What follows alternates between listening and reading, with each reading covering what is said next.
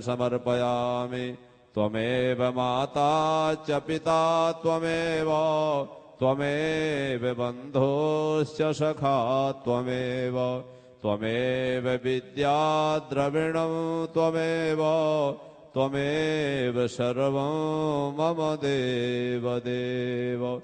श्री वृंदावन बिहारी लाल की, श्री भागवत भगवान की, श्री हनुमान जी महाराज की, पूज्य सद्गुरुदेव महाराज की।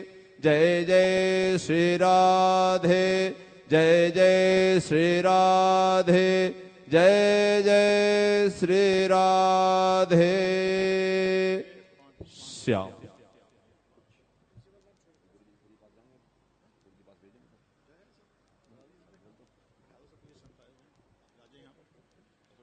सभी अपने अपने स्थान पर विराजमान हो। बहुत ही सौभाग्यशाली हम सभी परमाराध्य प्रभु श्री बांके बिहारी जी महाराज की अहेतु की कृपा से, पूज्य महाराज श्री जी की पावन शुभ आशीर्वाद से श्री कृष्ण जन्माष्टमी महोत्सव के पावन उपलक्ष्य में आयोजित श्रीमद्भागवत सप्ताह कथा ज्ञान महायज्ञ, और जिसके आज पंचम दिवस की इस पवित्र बेला पर हम सभी एकत्रित हैं। श्रीमद्भागवत जी की अर्चना, व्यासपीठ की अर्चना, आरती और पुष्पांजलि के साथ में आज की पावन कथा को हम सभी श्रवण करेंगे और अपने इस मानव जीवन को धन धन्य बनाएंगे।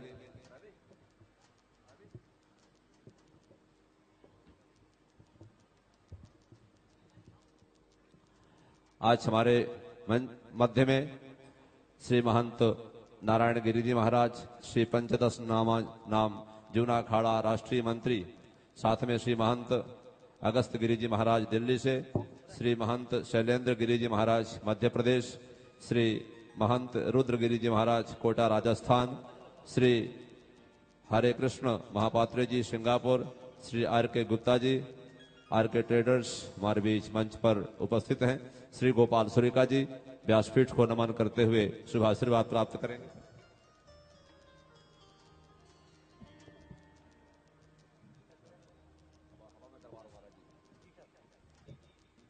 श्री गोपाल सुरेखा जी व्यासपीठ को नमन करते हुए शुभ आशीर्वाद प्राप्त करेंगे।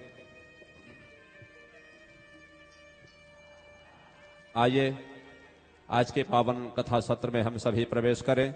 जैसा कि कल शाम के सत्र में हम सभी ने पूज्य महाराज जी की पावन सानिध्य में प्रभु श्री बालकृष्ण भगवान का प्राकट्य महोत्सव, श्री कृष्ण जन्म नंदोत्सव बहुत ही धूमधाम से मना रहे थे। आज प्रभु की बाल लीलाओं को श्रवण करेंगे। आज के पावन सत्र में हम सभी प्रवेश करें।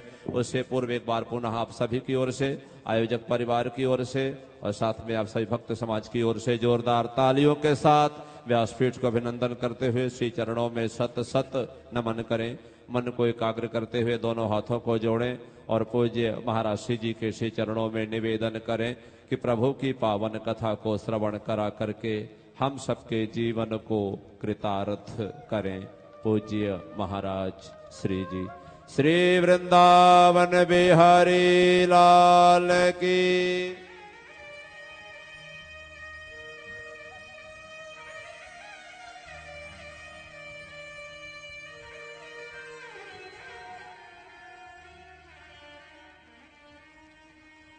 गुरुर्ब्रह्मा गुरुर्विष्णु गुरुर्देवो महेश्वरः गुरु साक्षात् परब्रह्म तस्मै श्री गुरवे नमः। वरहापीडं नटवरवपो कर्णयो कर्णिकारम् विप्रदवासः कनककपिशम् वैजयन्तीं च मालाम् रन्ध्रान् वेणोरधरसुधया पूरयन् गोपवृन्दै बृन्दारण्यम् स्वपदरमणो प्राविशद गीतकीर्ति। गोपालबालं भुवनेकपालम् संसारमाया मतिमोहजालम् यशो विशालम् शिशुपालकालम् बालं मुकुन्दं मनसा स्मरामि यं प्रव्रजन्तमनपेतमपेतकृत्यो द्वैपायनो विरह कातर आजुहाव पुत्रेति तन्मयतया तरवो विनिदु स्तं सर्वभूतहृदयं मुनिमानतोऽस्मि नमः कुञ्जविहारिण्ये नमः कुञ्जविहारिणे स्वामी श्री हरिदासाय गुरुणां गुरवे नमः गुरुवरथे त्यक्तराज्यो व्यचरदनुवनं पद्मपदभ्यां प्रियायाः पाणिस्परसाक्षमभ्यं व्रजतु पथुर्जो यो हरीन्द्रानुजाभ्याम् वैरूप्याच्छुरपणक्षा प्रियविरहरुषा रोपितभ्रूविजुम्ब्र तृष्टाब्दबद्धसेतुः खलदवदहनः कौशलेन्द्रोऽवतम्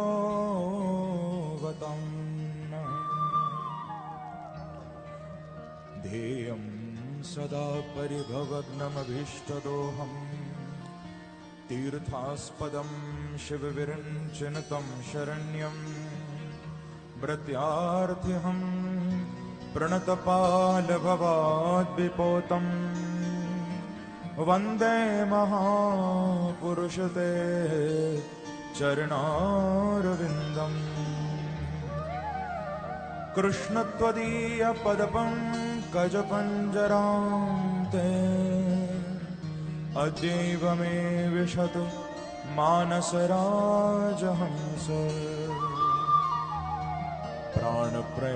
प्राणप्रयाणसमये कफवातपित्तये कण्ठावरोधनविधो स्मरणं कुतस्ते अतुलितबलधामो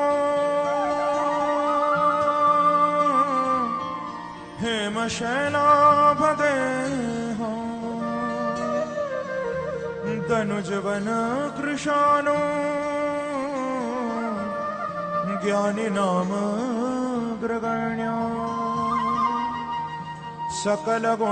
सकलगुणनिधानम् वानराणामधीशम् रघुपति प्रियभक्तं वातजातं नमामि नारायणं नमस्कृत्य नरं चैव नरोत्तमं देवीं सरस्वतीं व्यासं ततो जयमुदीरये मङ्गलं भगवान् विष्णु मङ्गलं गरुडध्वज मङ्गलं पुण्डरीकाक्ष मङ्गलायतनो हरिः हरे कृष्ण कृष्ण कृष्ण हरे हरे हरे राम राम राम हरे हरे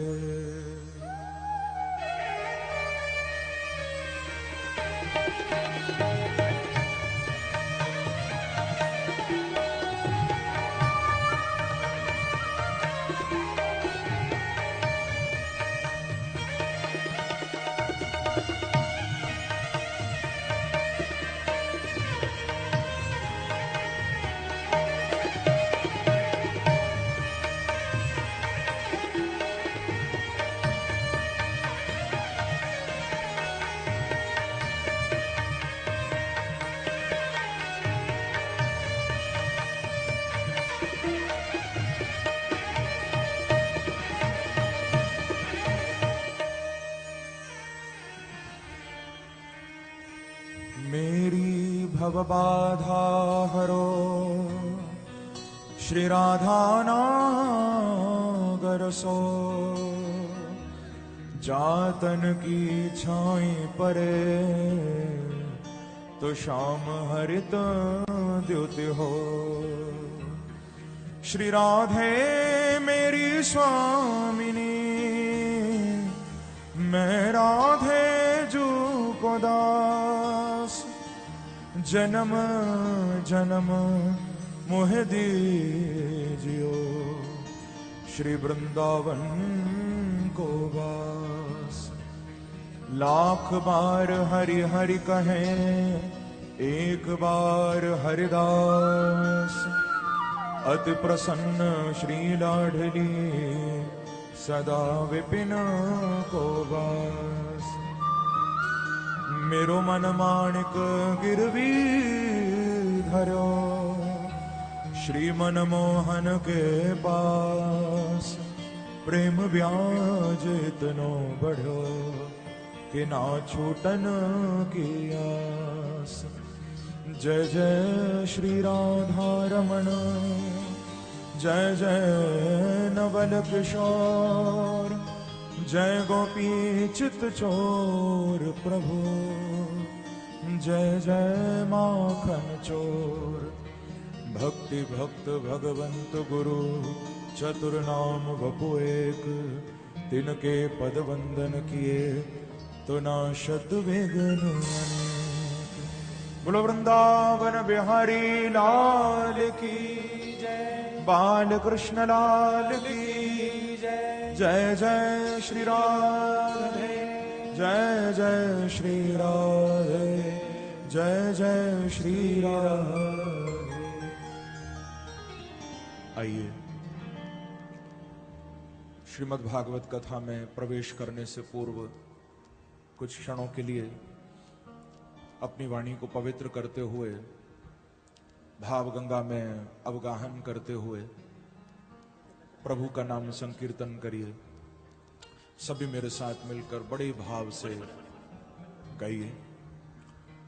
प्यारो मदन गोपाल प्यारी राधा रानी प्यारो मदन गोपाल प्यारी राधा रानी प्यारो मदन गोपाल प्यारी राधा रानी।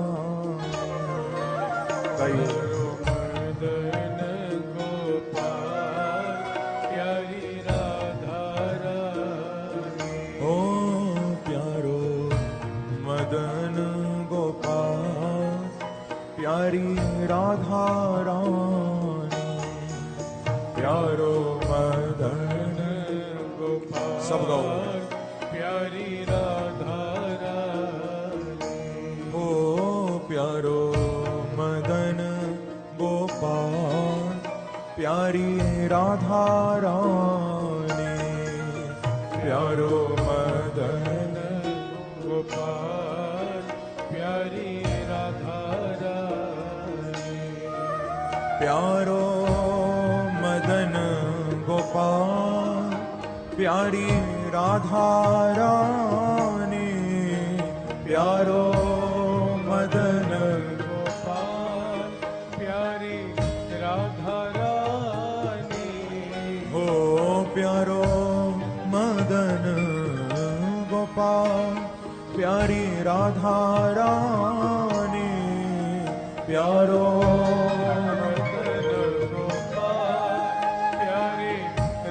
कई भाव से जाओ प्यारो मदन गोपाल प्यारी राधा रानी ओ प्यारो मदन गोपाल प्यारी राधा रानी प्यारो मदन गोपाल प्यारी राधा रानी प्यारो मदन गोपाल प्यारी राधा रानी ओ प्यारो मदन गोपाल राधा रानी प्यारो मदन गोपाल प्यारी राधा रानी प्यारो मदन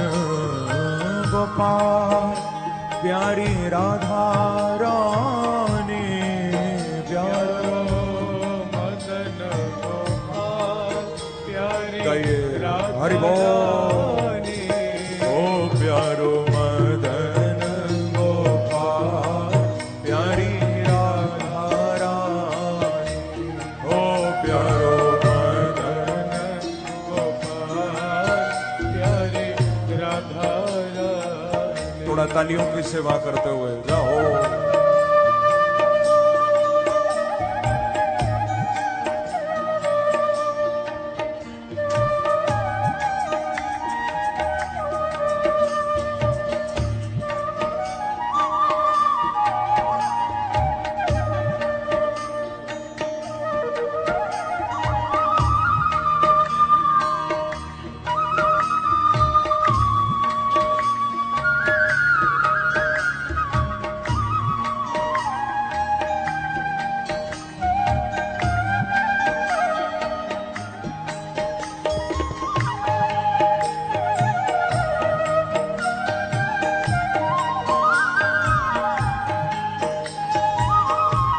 गाइए भाव से ओ प्यारो मदन गोपाल प्यारी राधा रानी प्यारो मदन गोपाल प्यारी राधा रानी ओ प्यारी राधा रानी प्यारी राधा रानी हमारी राधा रानी हमारी राधा रानी ओ प्यारी राधा रानी ओ प्यारी राधा रानी हमारी राधा रानी हमारी राधा रानी ओ प्यारी राधा रानी ओ प्यारी राधा रानी हमारी राधा रानी गाइए हमारी राधा रानी ओ प्यारी राधा रानी ओ प्यारी राधा रानी हाँ हमारी राधा रानी हमारी राधा रानी ओ प्यारी राधा रानी ओ प्यारी राधा रानी हमारी राधा रानी हमारी राधा रानी ओ प्यारी राधा रानी ओ प्यारी राधा रानी हमारी राधा रानी हमारी राधा रानी ओ प्यारी राधा रानी ओ प्यारी राधा रानी हमारी राधा रानी हमारी गाइए भाव से जाओ ओ प्यारो मदन गोपाल प्यारी राधा रानी प्यारो मदन गोपाल प्यारी राधा रानी ओ प्यारो मदन गोपाल प्यारी राधा रानी प्यारो मदन गोपाल प्यारी राधा रानी ओ प्यारो मदन गोपाल प्यारी राधा रानी प्यारो मदन गोपाल प्यारी राधा रानी भजे ब्रजे कमंडनो समस्त पाप खंडनम भजे ब्रजे कमंडनो समस्त पाप खंडनो सुभक्त चित्त रंजनो सदैव नंदनंदनम सदैव नंदनंदनम सदैव नंदनंदनम सदैव नंदनंदनम ओ सदैव नंदनंदनम सदैव नंदनंदनम सदैव नंदनंदनम सदैव नंदनंदनम सुपिच्छ गुच्छ मस्तकम् सुनाद वेणु हस्तकम् श्री राधे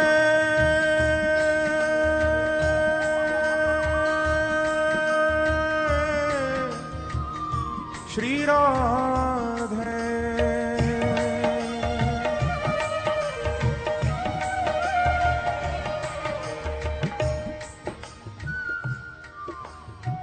भजे ब्रजे कमंडनो समस्त पाप खंडनो भजे ब्रजे कमंडनो समस्त पाप खंडनो सुभक्त चित्त रंजनो सदैव नंदनंदनो सदैव नंदनंदनो हाँ सदैव नंदनंदनो ओ सदैव नंदनंदनो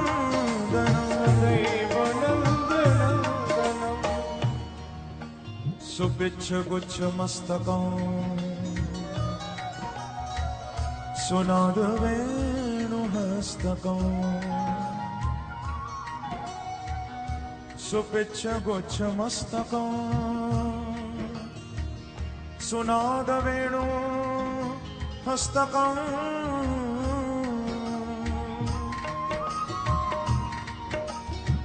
अनंग रंग सागरम्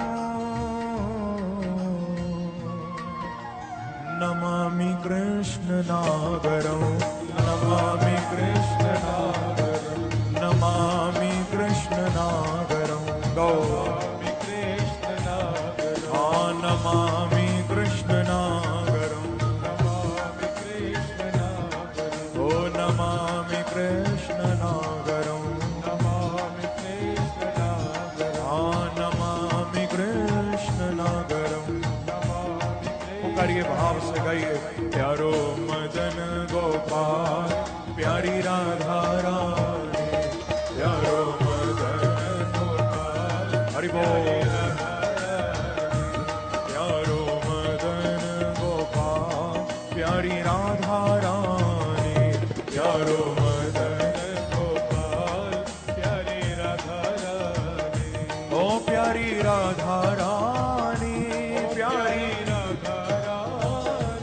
हमारी राधा रानी हमारी राधा रानी प्यारी राधा रानी प्यारी राधा रानी हमारी राधा रानी हमारी राधा रानी पुकारिए ओ प्यारी राधा रानी प्यारी राधा रानी हमारी राधा रानी हमारी राधा ओ प्यारी राधा रानी हमारी राधा रानी ओ प्यारी राधा रानी हमारी राधा रानी ओ प्यारी राधा रानी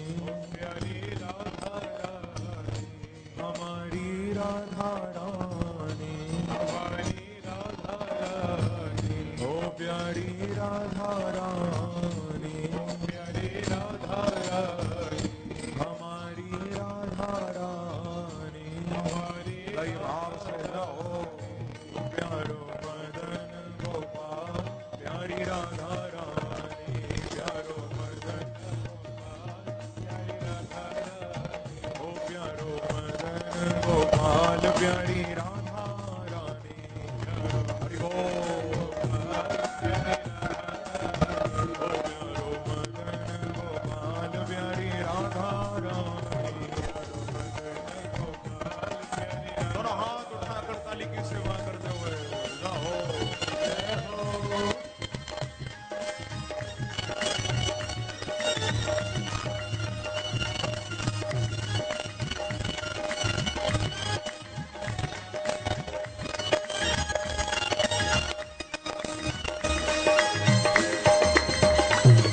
वृंदावन बिहारी लाल की जय हो, राधा रानी की जय हो।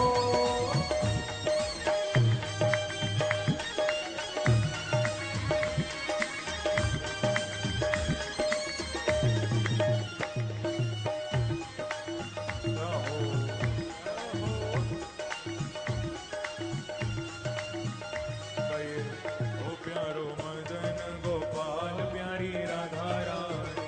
प्यारो मदन गोपाल प्यारी राधा रानी। ओ प्यारो मदन गोपाल प्यारी राधा रानी। प्यारो मदन गोपाल प्यारी राधा रानी। ओ प्यारी राधा रानी प्यारी राधा रानी। प्यारी राधा रानी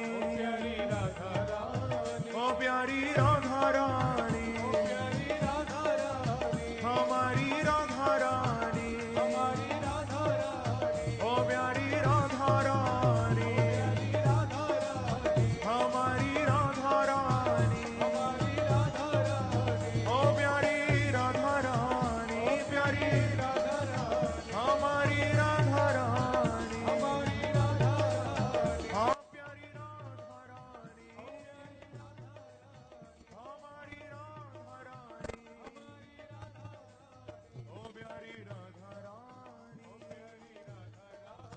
हमारी राधा रानी। हमारी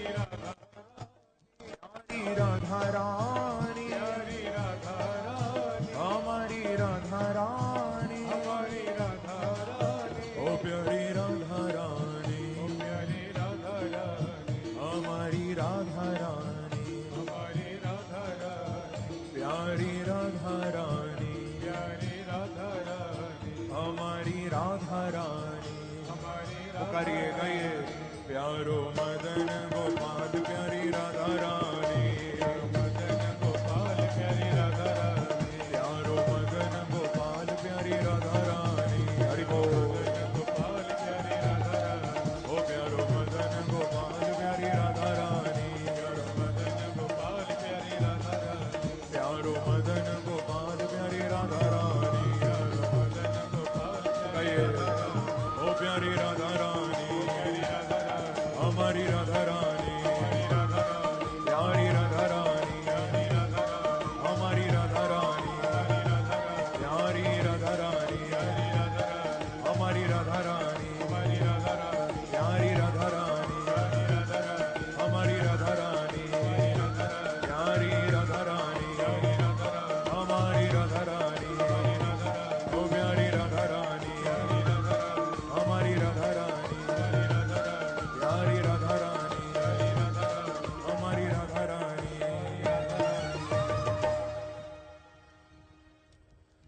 प्यारो मदन गोपाल प्यारी राधा रानी। प्यारो मदन गोपाल प्यारी राधा रानी।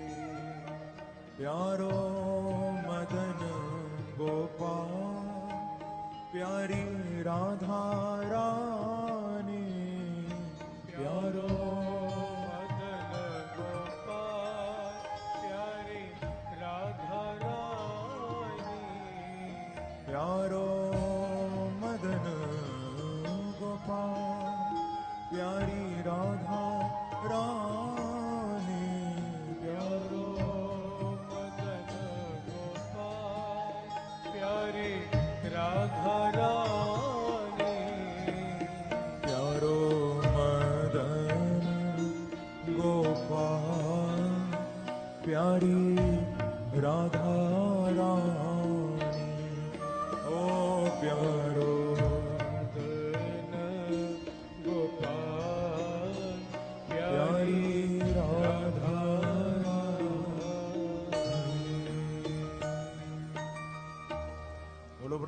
वृंदावन बिहारी लाल की जय जय श्री राधे।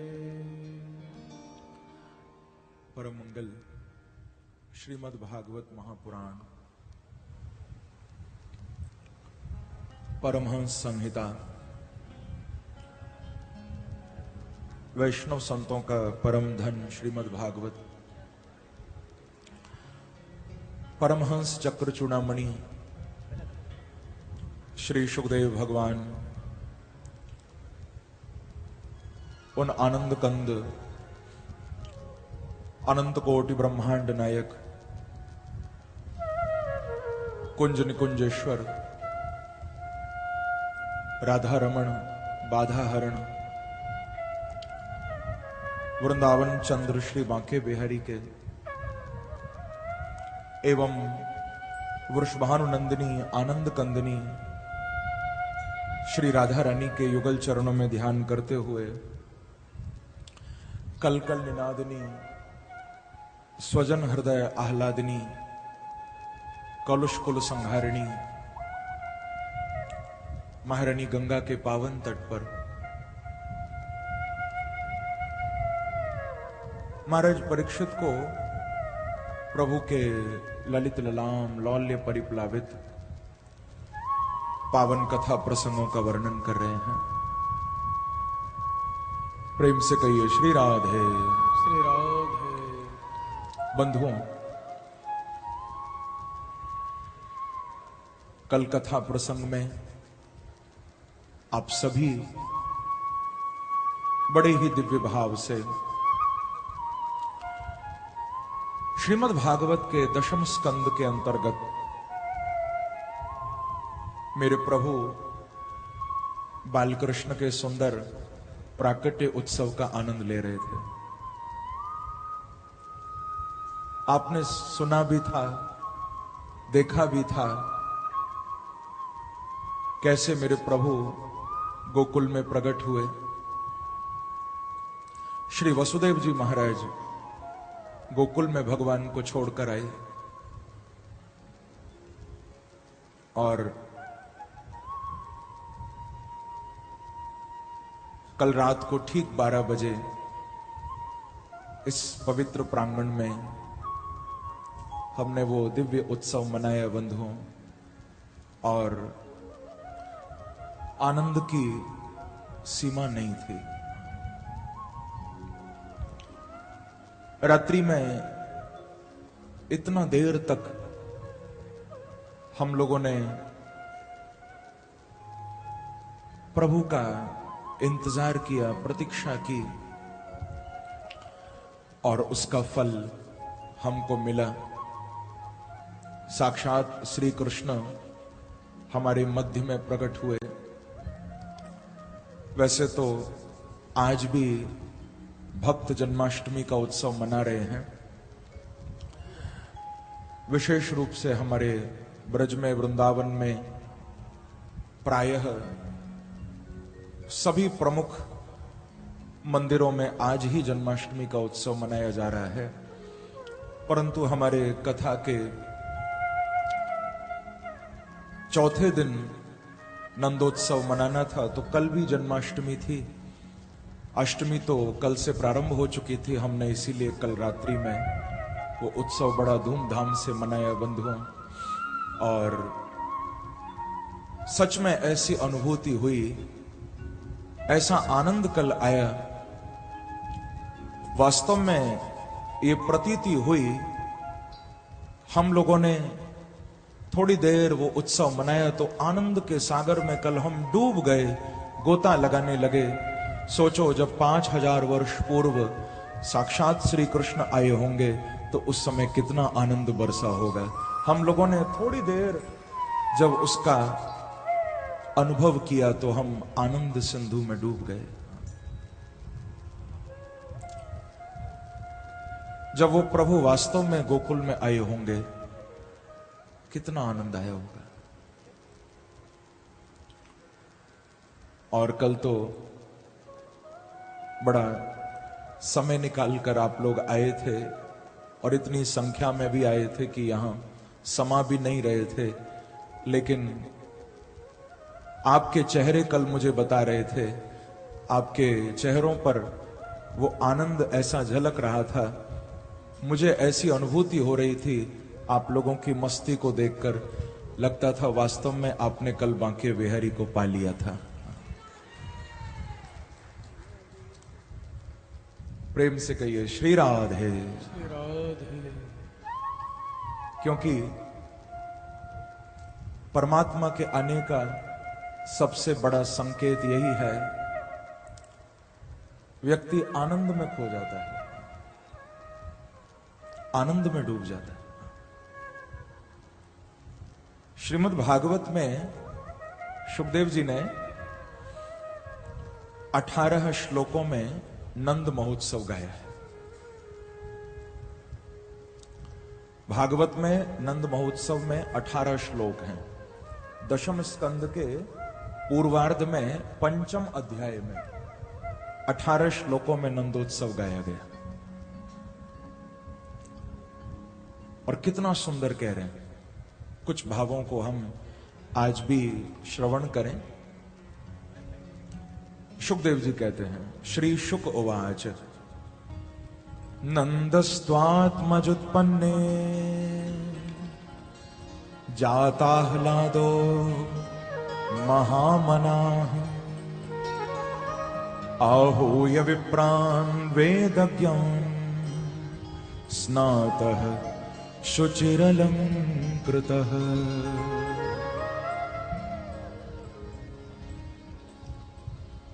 इस नंदोत्सव को कौन गा रहा है? थोड़ा सा देखिए। श्री शुक उवाच, महाराज जी नंदोत्सव कौन गा रहा है? कोई व्यक्ति नहीं गा रहा नंदोत्सव, कोई साधारण इंसान नंदो महोत्सव का गायन नहीं कर रहा। भागवत में कोई संत कोई महात्मा नहीं गा रहा।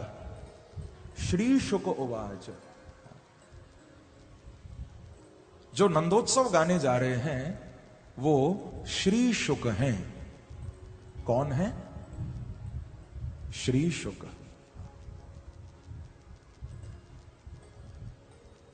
श्री माने,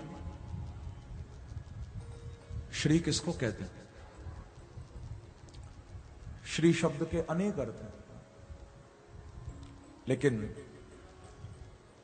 भागवत की दृष्टि से यदि देखें तो श्री का बड़ा प्यारा अर्थ है। श्रयते श्री कृष्णेन यासा श्री, श्री शब्दोदिता राधा। श्री माने श्री राधा रानी, श्री किशोरी जी। और वो शुकदेव जी नंद महोत्सव गा रहे हैं जो शुक नहीं है, जो श्री शुक हैं, यानी जिन पर राधा रानी की कृपा है। कहने का भाव बंधुओं, हर व्यक्ति के बस की बात नहीं है कृष्ण के नंदोत्सव को कोई गा पाए। नंद महोत्सव का आनंद वही ले पाएगा, मेरे बांके बिहारी उसी के जीवन में प्रकट हो पाएंगे जिसके ऊपर मेरी राधा रानी की कृपा बरस रही हो। तो श्री शुक उवाच,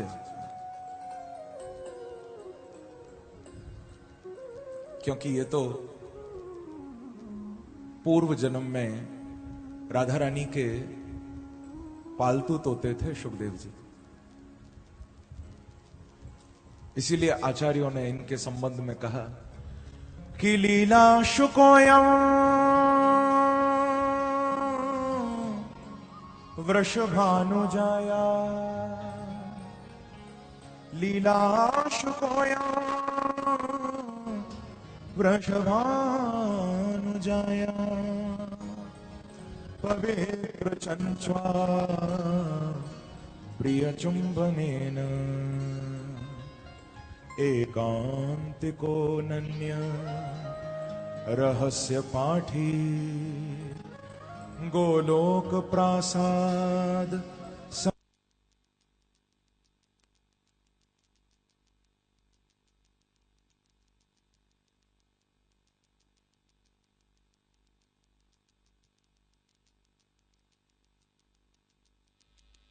राधा रानी के लीला शुक हैं। किशोरी जी के निज महल में ये रहा करते हैं। राधा रानी अपने हाथों से इनको दाड़िम खिलाया करती हैं, अनार के दाने खिलाया करती हैं और खिला खिलाकर कहा करती हैं, अरे शुक तू कृष्ण कहे, तू कृष्ण कहे। और जब इनके मुख से कृष्ण का नाम निकलता है तो मेरी राधा रानी को बड़ा आनंद आता है। क्योंकि ध्यान रखना, मेरी किशोरी जी को कृष्ण नाम सुनकर आनंद मिलता है और मेरे बांके बिहारी को राधा नाम सुनकर आनंद मिलता है, क्योंकि दोनों एक हैं, परंतु अपने ही स्वरूप का आस्वादन करने के लिए एक से दो हो गए। अपने ही आनंदमय स्वरूप का आस्वादन करने के लिए वो एक से दो हो जाते हैं, एक ही है। स्कंद पुराण में लिखा हुआ है, आत्मा तो राधिका तस्य तैव रमणा दसौ। किशोरी जी कृष्ण की आत्मा है। अब क्या आपके शरीर से आत्मा अलग हो सकती है? बताओ। आत्मा यदि अलग हो गई तो शरीर बचेगा ही नहीं। शरीर की सत्ता तभी तक है, शरीर का अस्तित्व तभी तक है जब तक आत्मा अंदर है। आत्मा के बिना शरीर बेकार है। तो जैसे आत्मा को शरीर से अलग नहीं किया जा सकता, किशोरी जी को कृष्ण से अलग नहीं किया जा सकता, वो एक ही है। तभी तो आप वृंदावन में जाकर बांके बिहारी का दर्शन करते हो, वहां राधा रानी कहां है? राधा रानी कृष्ण में ही छुपी हुई है। यहां भी जैसे आप दर्शन कर रहे हो, श्री जी का, किशोरी जी का विग्रह नहीं है अलग से, राधा रानी की गद्दी लगी हुई है केवल बगल में। क्योंकि जिस समय हमारे ब्रज के महान संत अनन्य नृपति परम रसिक सम्राट स्वामी श्री हरिदास जी महाराज, जिस समय उन्होंने अपनी संगीत साधना से वृंदावन में निधिवन में बांके बिहारी को प्रकट किया था, तो उस समय दो रूपों में ही आए थे। राधा और कृष्ण, प्रिया और प्रीतम युगल सरकार दो रूप में ही प्रकट हुए थे तब।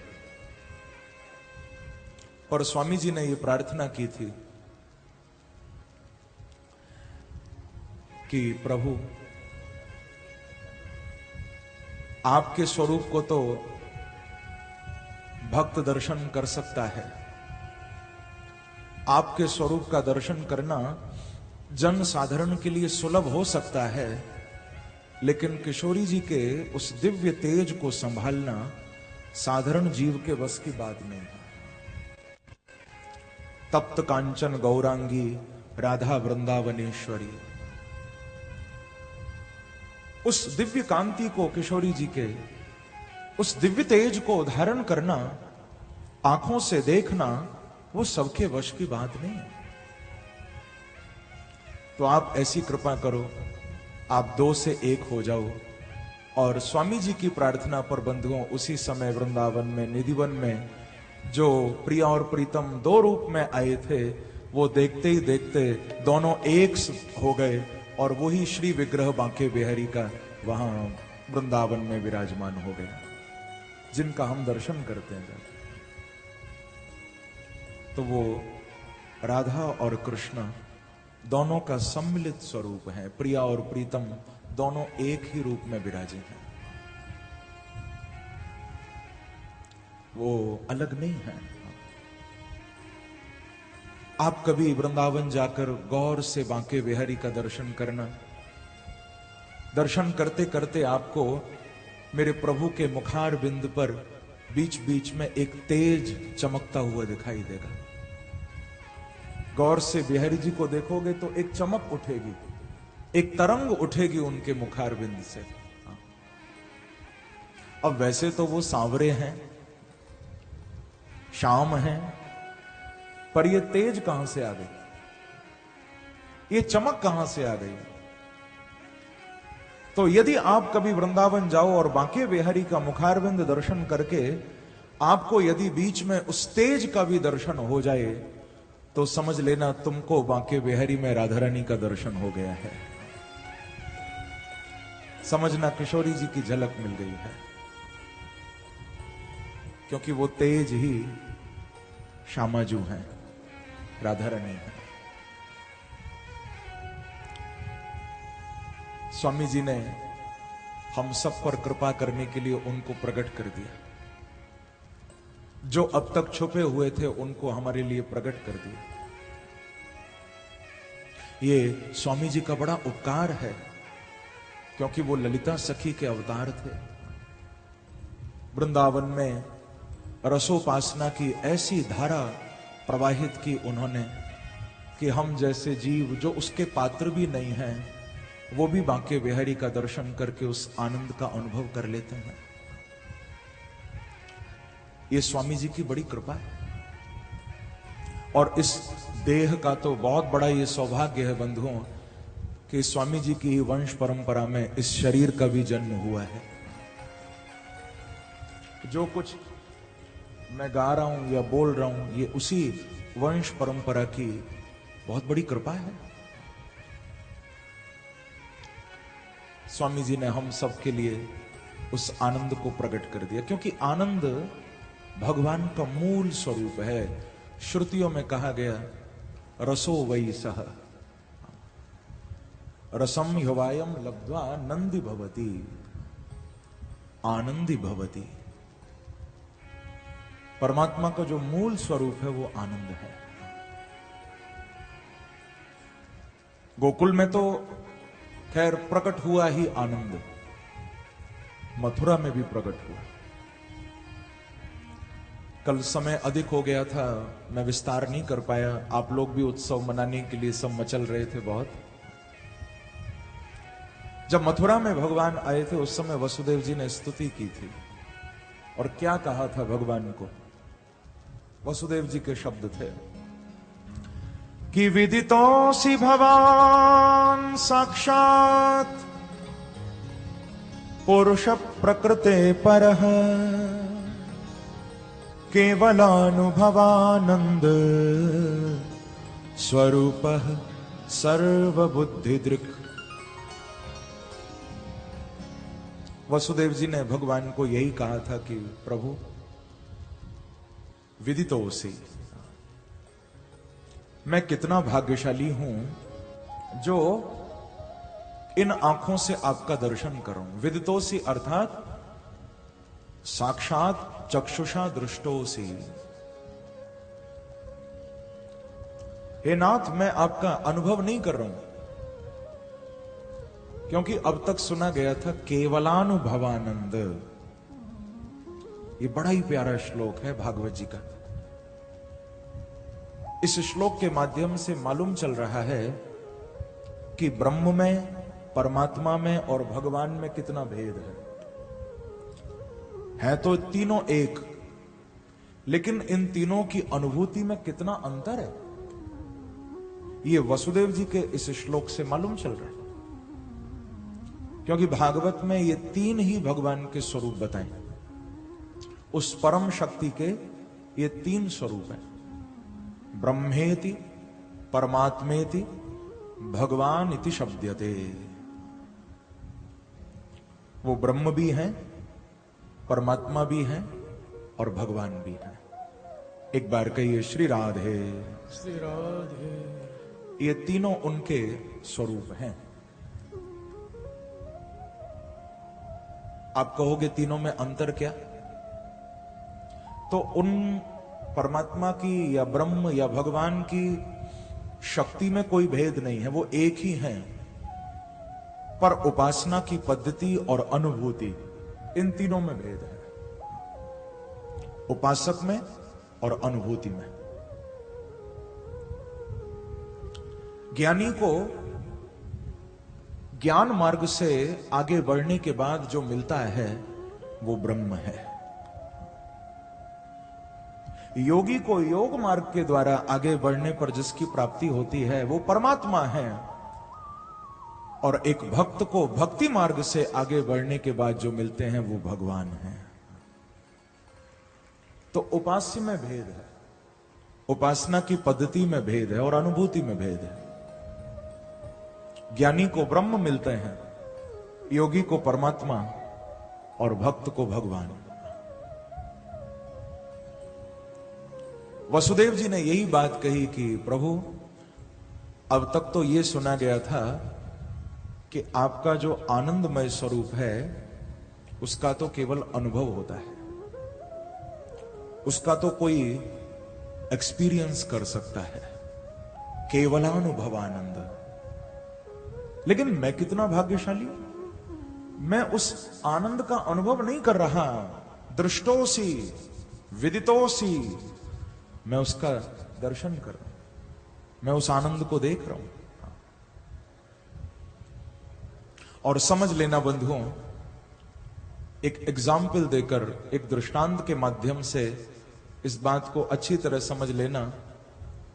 मान लो कोई व्यक्ति रास्ते से गुजर रहा है और आम का पेड़ यदि उसको दिखाई दे जाए और उस आम के पेड़ पर लटके हुए आम के फल का उसे दर्शन हो जाए, तो समझ लेना ज्ञानी को ब्रह्म मिल गया है।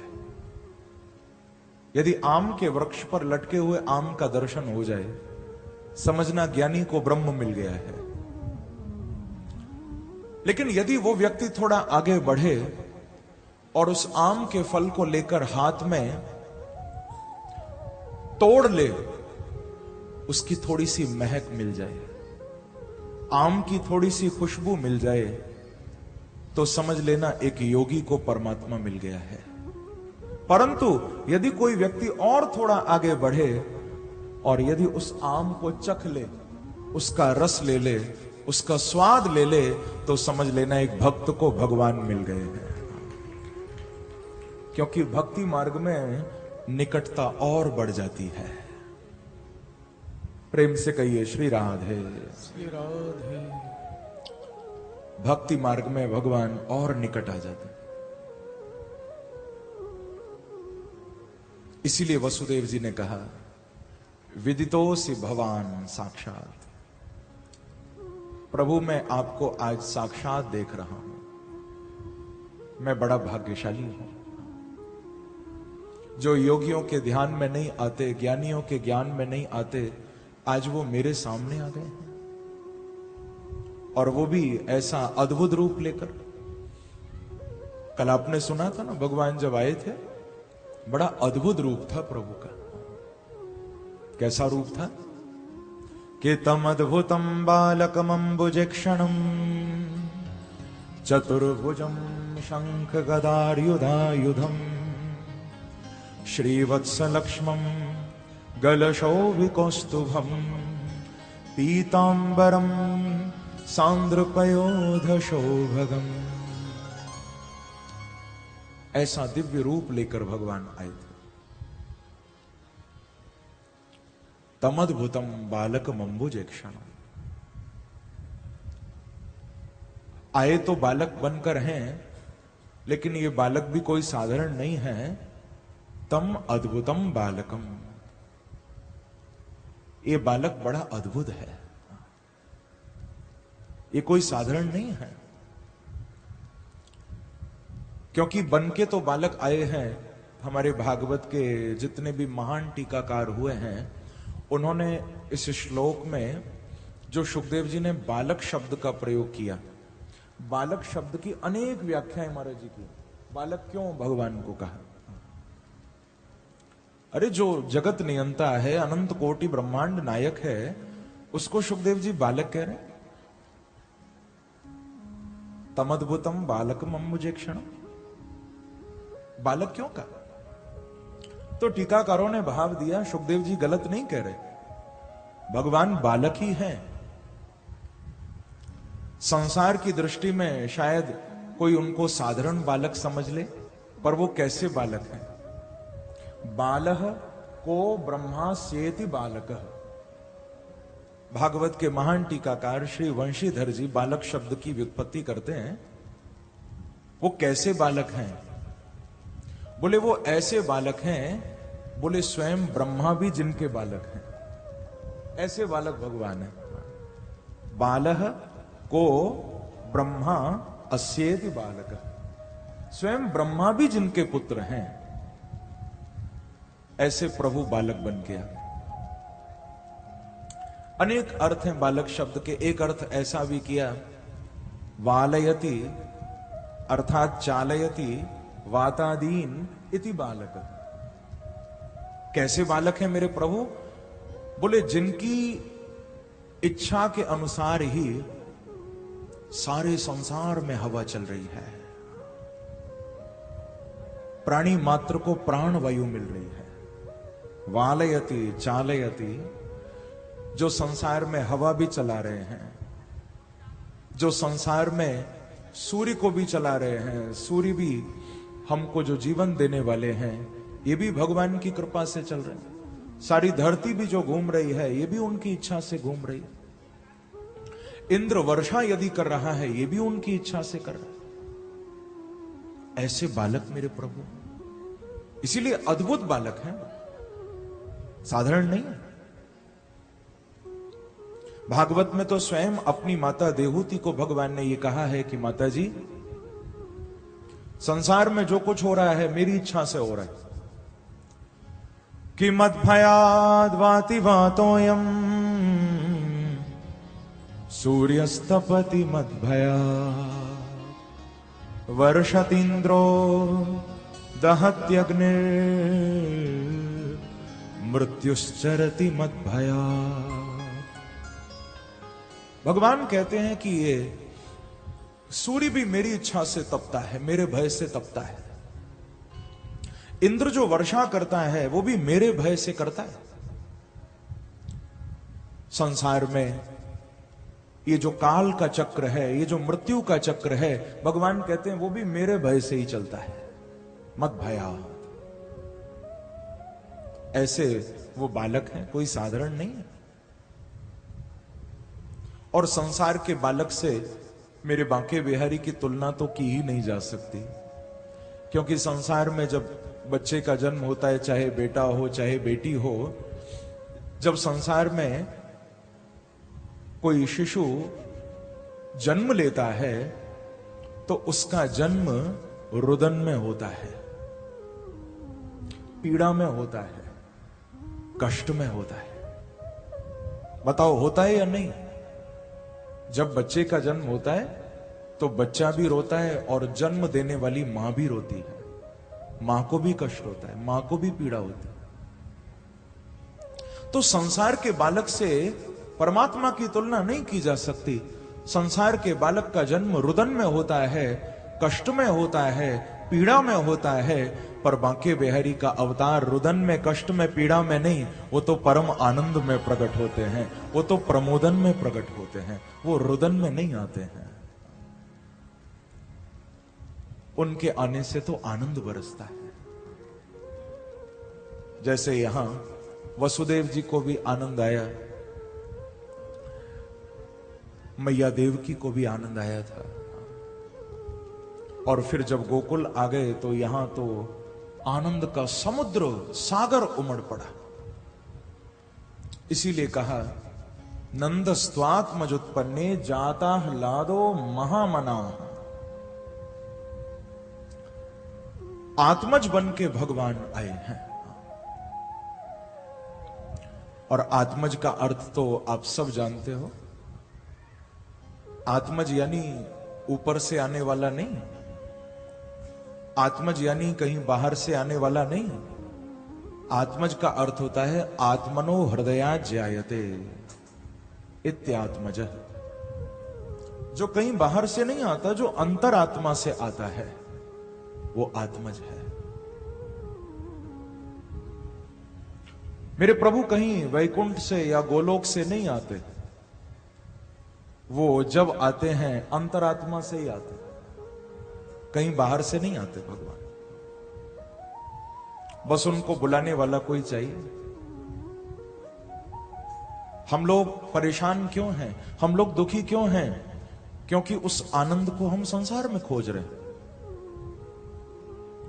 उस आनंद को हम जन जन में ढूंढ रहे हैं, संसार के लोगों में खोज रहे हैं, व्यक्तियों में खोज रहे हैं, और वो आनंद हमारे अंदर छुपा बैठा है। बाहर कैसे मिलेगा? इसीलिए तो कबीरदास जी ने ये बात कही कि कबीरा दुखिया कोई नहीं, क्योंकि सबकी गठरी लाल। कबीरदास जी कहते हैं भैया संसार में कोई दुखी नहीं है, क्योंकि सबकी गठरी में ही वो लाल बैठा हुआ है। गठरी यानी ये शरीर। कि कबीरा दुखिया कोई नहीं, सबकी गठरी लाल, पर गांठी तो खोली नहीं, ताते भया कंगाल। सबकी गठरी में लाल छुपा हुआ है, पर गांठ खोल नहीं पाते, तो इसीलिए सब कुछ पाते हुए भी हम लोग कंगाल रहते हैं, गांठ नहीं खोल पाए। एक बार कहिए श्री राधे। श्री राधे। भगवान दूर नहीं है बंधुओं, हम लोग उनको देख नहीं पा रहे, वो तो बहुत निकट है। न वो मुझसे दूर थे, न मैं उनसे दूर था। न वो मुझसे दूर थे, न मैं उनसे दूर था, पर आए न वो नजर तो नजर का कसूर था। यदि दर्शन नहीं हुआ तो गलती उनकी नहीं है, गलती हमारी दृष्टि की है। बांके बिहारी तुमसे दूर नहीं है, तुम ही मुंह फेरे बैठे हो। हम ही उनसे पलट कर बैठ गए हैं। परमात्मा दूर थोड़ी है। जैसे कि मैं सुनाया करता हूं कभी कभी, बंगाल के महान संत स्वामी रामकृष्ण परमहंस जी, जो विवेकानंद जी के गुरु भी थे, जिनको कई बार जीवन में अपरोक्षानुभूति हुई, बड़े अद्भुत संत थे। रामकृष्ण परमहंस जी, उनके चरणों में किसी ने आकर पूछा था कि क्या भगवान के होने का आप कोई प्रमाण दे सकते हो?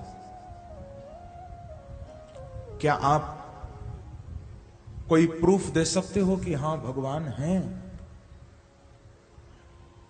जैसे ही सुना, रामकृष्ण परमहंस खड़े हो गए और छाती पर हाथ रख के बोले कि दे सकता हूं प्रमाण। भगवान के होने का सबसे बड़ा कोई प्रमाण यदि कोई है तो वो मैं स्वयं हूं। यदि वो नहीं होता तो मैं कहां से आ जाता? मेरे से बड़ा कौन प्रमाण? मैं स्वयं प्रमाण। उसकी सत्ता के बिना मेरा अस्तित्व नहीं हो सकता। कोई शक्ति है जो हमें चला रही है, कोई शक्ति है जिसकी कृपा से हम काम कर रहे हैं। अरे किसी के घर जाते हो, कोई मूर्ति बनी देखते हो, कोई चित्र बना देखते हो, अच्छा लगता है तो उस घर के मालिक को पूछते हो ना, ये किसने बनाया? हम भी अपने घर में ऐसा ही एक चित्र लगाएंगे, ऐसी कोई पेंटिंग लगाएंगे। हम घर के मालिक को पूछ लेते हैं कि भाई कहां से लेकर आए, ये चित्र किसने बनाया?